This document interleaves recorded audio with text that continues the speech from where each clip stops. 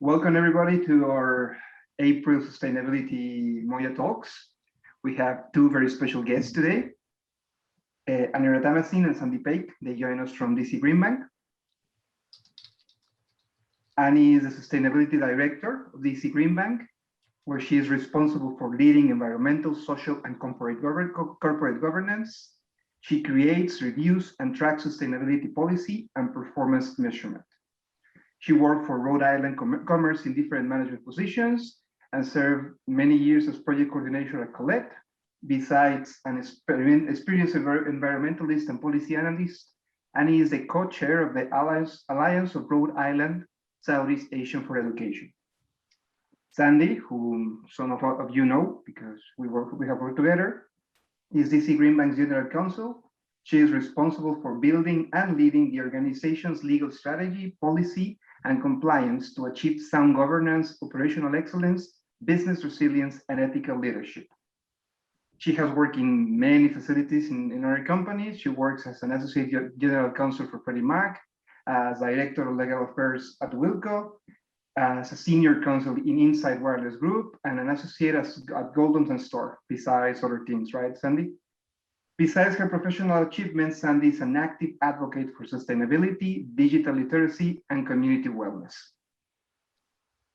So welcome. Thank you for coming and for your time. And let's start with the interview. I'm fascinated by career paths, decisions, and possibilities. And you have interesting stories, right? Sandy, you studied history as a major. When and how did you decide to focus in public policy and finance? Thank you for inviting us to be here with you today for this conversation, and thank you for that question. It's always fun to reflect back into where I started my career, and when I think what really drew me to history is I'm fascinated by the human experience. I would describe my focus as being interested in the modern U.S. human rights history. Most people talk about civil rights, but I really like to think about the human experience as it pertains to access to justice, the push and pull factors of migration over time, and human rights. And that really looks at the comprehensive viewpoint of the founding of our country all the way to where we are today, which is in a really incredible social moment where we have some really important conversations about how our country was designed from a policy perspective. It has, over the course of my career, it has always been very interesting to me about how much our understanding of history is divided and segmented into categories. And I've been asking myself the question, why is so much of our rich, complex, collective history missing in common knowledge? And it's missing in our grade school textbooks. Fundamentally, I think that a misunderstanding of history and using history as pretext and justification is the underlying cause of so many of our current conflicts. So when I think about history, I think about it as, how did we all get here? What happened that we are using history as pretext and justification rather than contextualizing the human experience? So from that perspective, policy is about being a historian for the future. And that's how I got to policy. I like to think about navigating complex problems, envisioning possibilities, and facilitating progress towards, fulfilling the potential of humanity. Finance is something I accidentally fell into. I entered the world of finance through my first job out of law school. I was working at a law firm. It was a small regional law firm that I was drawn to because I was very interested in education. And the law firm I was working at, they represented many school districts in Maryland, but they simply just didn't have the workflow to share with me. So most of my time was actually spent working with a housing finance lawyer. He was he had a practice that was really focused on HUD loans and other types of affordable housing finance deals. And so about a couple of years later, I realized I was more of a housing finance lawyer than anything else. And it's not where I thought I was headed, but it turns out I was really well suited for community development. The tools of finance and real estate investment are really significant policy levers that we can pull in order to change the day-to-day living experience of people.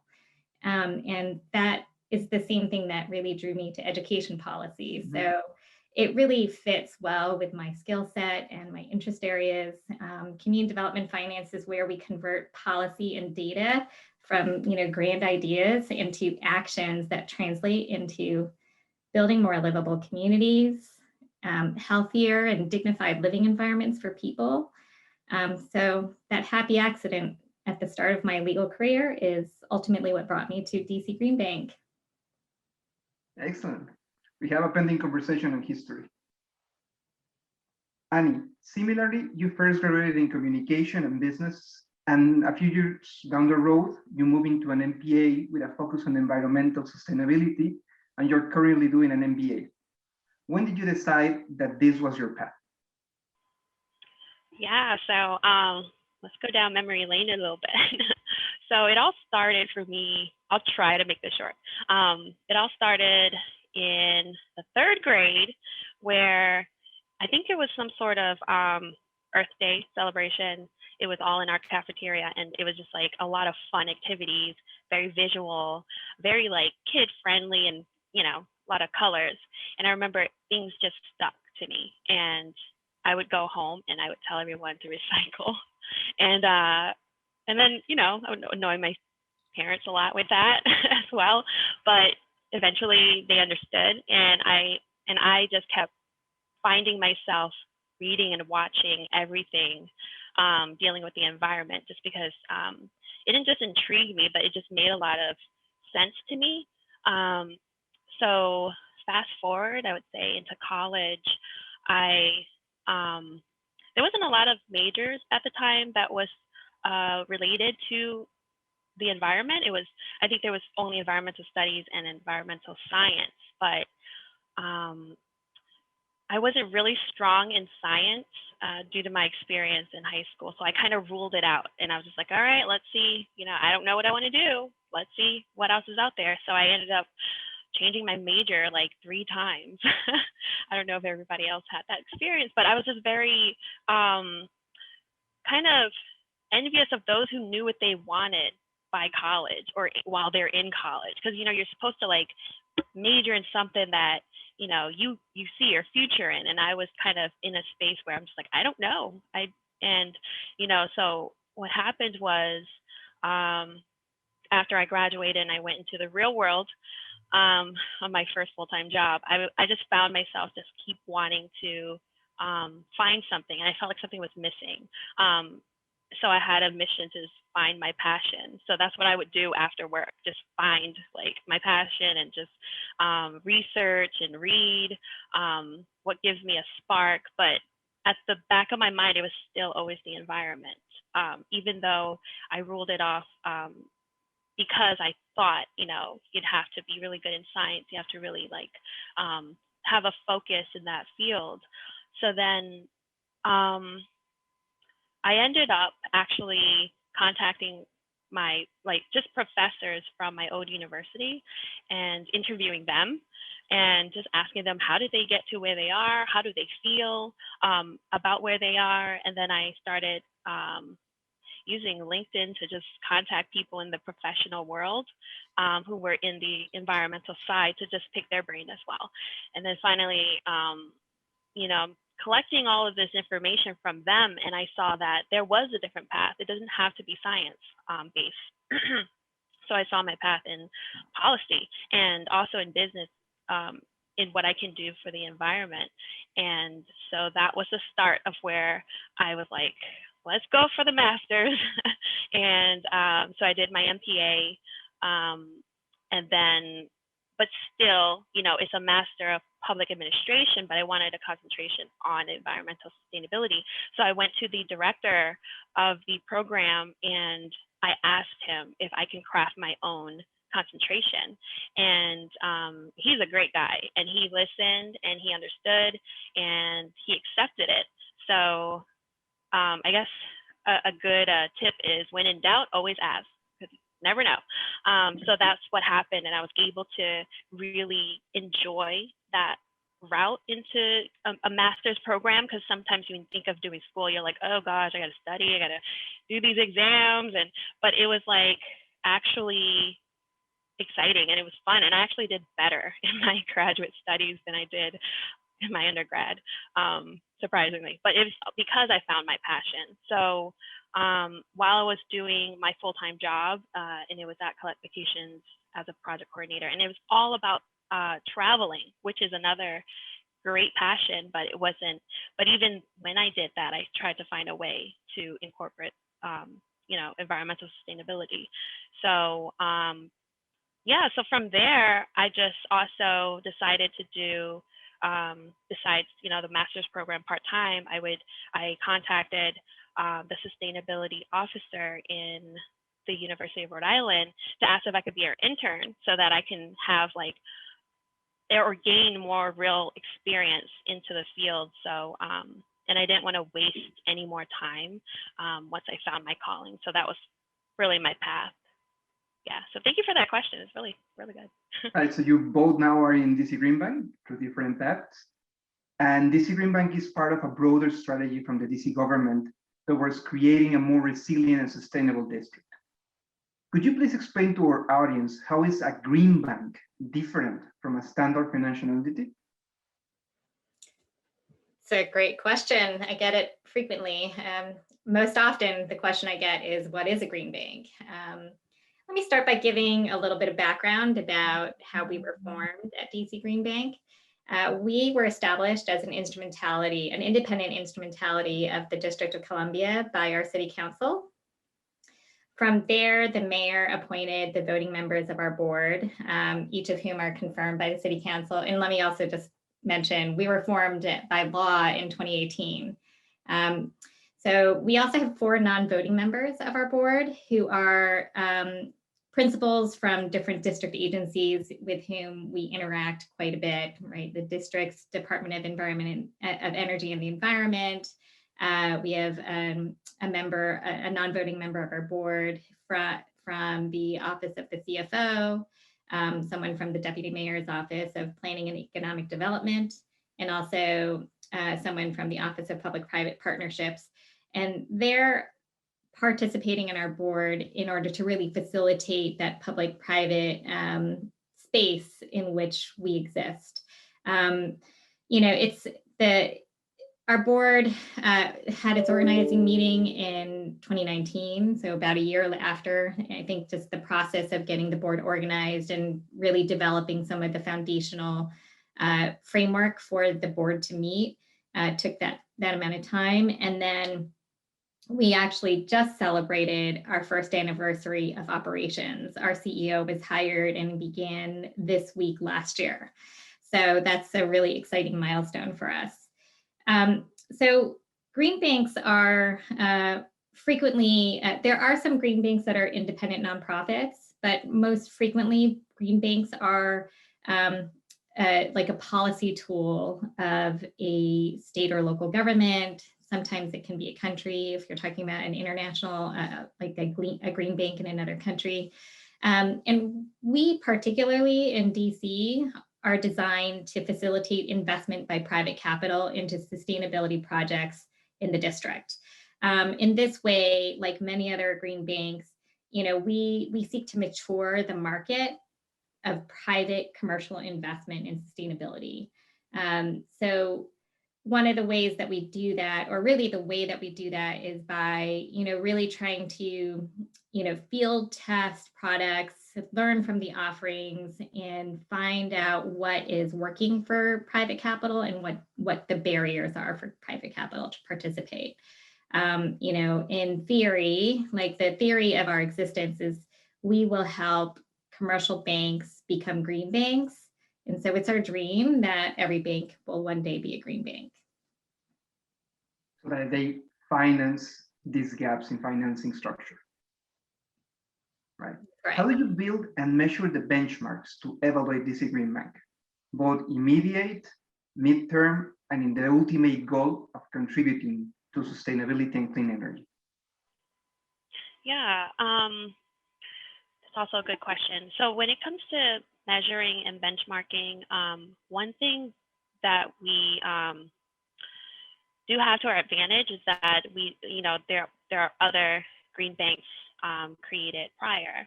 So although the DC Green Bank is rather new, we also continuously try to make sure that we build a strong foundation. So with the partnerships from other green banks that are in existence, and they were willing to provide us with a lot of resources and insights. So while we were building the basic portions of the measurements itself, we were also keeping, what those basic insights in mind. So we also go into customizing it to just incorporate an advanced submission of the sustainable DC plan. It's a good document. There's actually a good report online about that, and it just shows you the overall plans, not just in sustainability, but just how to be resilient, how a city can be resilient, and so just also identifying the needs of who we serve for all of DC. So we worked on building our overall performance targets while focusing not only on the financial performance, but also the metric on the values that we have, which is in the clean economy, sustainability, the inclusive prosperity portion. So we have the performance targets actually posted on our website if anyone wants to see it for further details.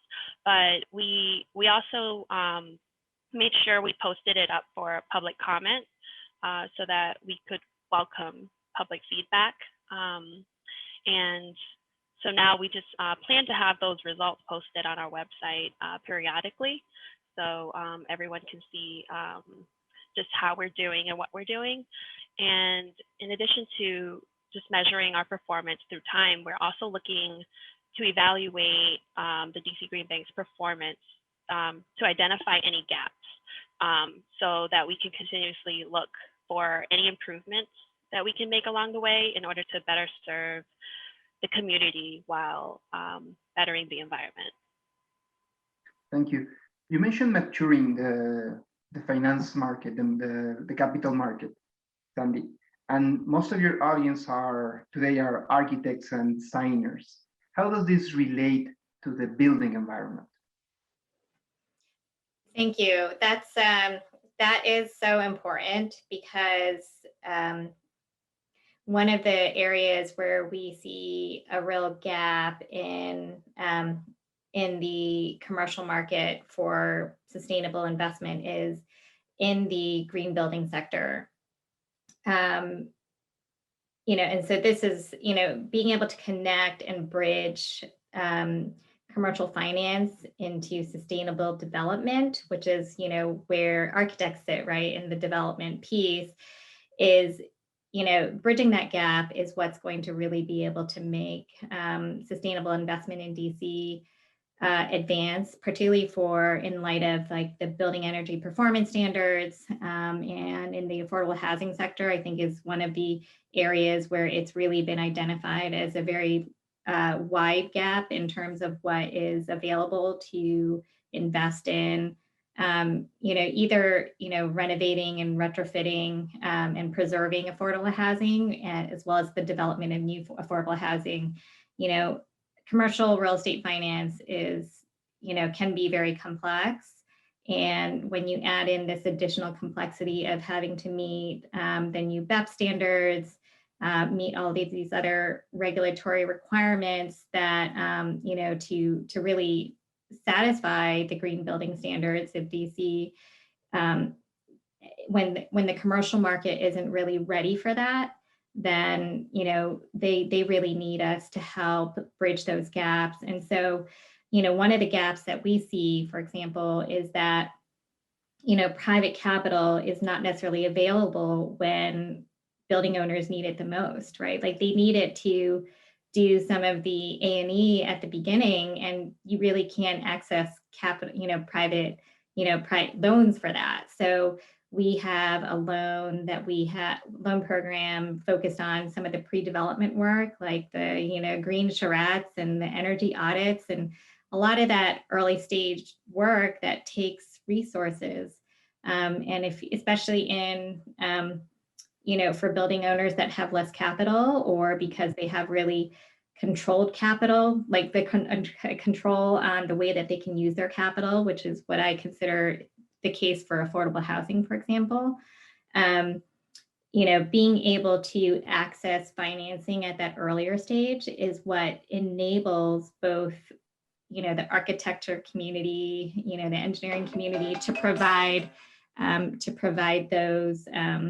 those resources to owners and help them come into compliance with BEPS, or to, you know, design something that will continue to be in compliance in the future. And so that's really where we are trying to live. We're trying to live in that space that enables these things to happen when you're making that investment, really for, you know, a significant long-term capital investment that'll, you know, be in place for a lengthy period of time. One of the goals of this is to generate more resilient communities. What would be the key elements that you identify that we need to put in place right away to make our communities climate ready and more resilient? Yeah, that's a good question. I think first to just start off with communication, just because I think communication is key to everything. So, you know, I feel like one of the better ways to communicate is through education and outreach. So I think that, you know, there's a lot of like key elements, but the immediate key element would be just to have that importance of communication, to really understand why resiliency and climate change issues are important. So, you know, and I think we can do our part professionally to create the programs, the products, the financing options, and many more. But I feel like these actions should work in parallel with educating, especially on these topics, at least to have people grasp just the basics on how and why we could affect them, or this can affect them directly and indirectly. So which in hand it goes with understanding the importance also of environmental equity and environmental justice as it applies to everyone. So just I guess a quick thing on environmental equity is just, you know, it's having like a world with no single group or community that faces disadvantages in dealing with environmental hazards, pollution, disaster. And then having that environmental justice piece is where there's fair treatment and meaningful involvement of all people, regardless of race, color, national origin, or income, and even policies that are made. So, you know, we're actually working on doing community impact education and outreach pieces just to help with this push. And we would, and this would actually be a continuous effort on our part, but and our team periodically would organize a focus and feedback session for the public to learn and engage on certain topics. And there are many different approaches on, I guess, how to convey, as you know, people may see climate change issues from different lenses. So I guess just to summarize, I think we definitely have to focus on education for the information pieces of the questions of things like why climate change issues are important, why and how this affects us, and to have the strategies in place for what we need to do to become more resilient. Sandy, you said you will add a comment on infrastructure. Sure. And if you could elaborate also on food access, so we can open the floor, that would be great. Absolutely. On the resilience side, you know, some of the priority sectors for us relate to infrastructure, and that's, you know, energy infrastructure, having distributed solar power, for example. You know, stormwater resilience is a very significant issue for us.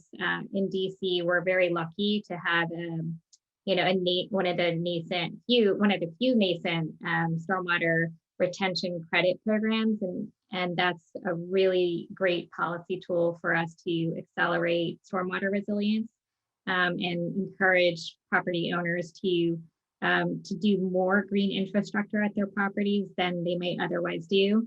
We also, you know, in the green building sector, I've already talked a little bit about us having that policy tool of building energy performance standards. And then the last piece I would mention is clean transport is another priority sector for us, because the only way we're going to get to reduce greenhouse gas emissions is if we reduce it in transportation. And so that's both energy, you know, EV infrastructure, which is, you know, related to grid infrastructure as well, and then also fleet electrification, because those, if we can kind of like try to leverage distributing investment in all of those infrastructure areas, that's really going to help us advance resilience and sustainability in the district. Thank you for asking about the food resilience. That's my other non-DC Green Bank hat, but it's related. We actually have had a conversation with a cold storage vendor that is looking to try to help, you know, food banks be more resilient. For example, you know, one of the things that the pandemic blew wide open, you know, in terms of us understanding what's not resilient and how our food system is so vulnerable, is, you know, all of that disruption in the supply chain and the way that food gets from, you know, a farm somewhere in the world into people's like homes and refrigerators and tables was completely disrupted by the pandemic. And we see how, you know, how that really changed the way that we understand where our food comes from, and how some of those systems are you know, have just been so single source. And I think what is going to happen from a policy perspective is there will just be a lot more significant investment in distributed food, in coming up with more of a distributed food system, so that, you know, people are more focused on buying food that's local to them, and also the policies are supporting local and regional food systems to be able to operate and function more efficiently. Thank you. Thank you very much. We have time for a couple of quick questions from the audience. We have one from, okay, we have a reflection from Dennis, who says, all right, he says that your quote is really good, that policy is about being a historian for the future. And then Paul asks, what is the one global trend you're seeing people pursuing more solutions in terms of sustainability, I imagine?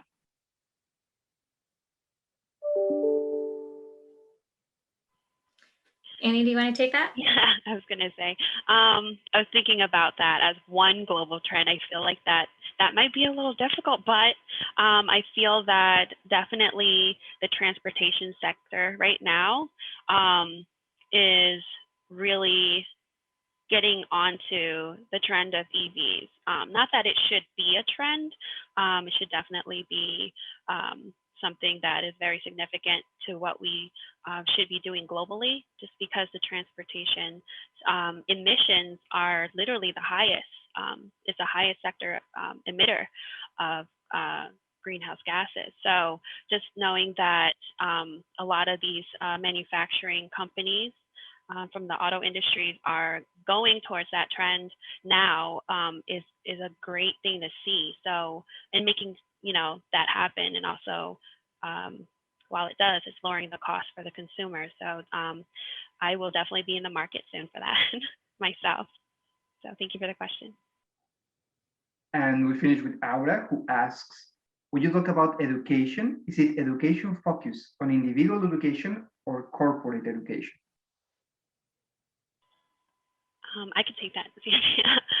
So I guess when it comes to education, it's literally yes to all. So just thinking about the lens of how people retain information, a lot of times, you know, maybe it just depends on the person and individual on how what really impacts them. So knowing that priorities are different. So for individuals, it could be you know, what's in front of them, or their family, their immediate family, their community. While maybe as in a corporate culture, it's how do we profit? What, like, can we profit and also do good? So it's just having that type of education on we can do that all, and these are the ways of how we can do that. What are our short-term, long-term goals, and how can this be a short-term, long-term savings for us, even as I would say renters, property owners, a business, schools, hospitals. So it's just focusing on those different lenses, but they all intersect on how we can get that message across. It's creating a demand for clean energy and clean economy, right? Right. Excellent. It's at all of the levels. It's all about meeting people where they are. Very well. I'm a policy geek, so I would continue to talk if we had more time. But we really appreciate you coming to our Moya Talks and talking through all these interesting policies and policy making. And we really appreciate it, UK. Thank you, Sandy and Annie. It's so great to have you both here, and it's so great to work with you. It has been a joy to work with your other team. So again, thank you for that support, and yes, it was very enlightening to have you both share your experience, acknowledge. Have a great afternoon, and thanks everyone for tuning in today. Thank you, guys. Thank Thank you so much. Enjoy the weekend. Have a good weekend. Thank you, you too. Bye-bye. Bye. Bye-bye. Bye.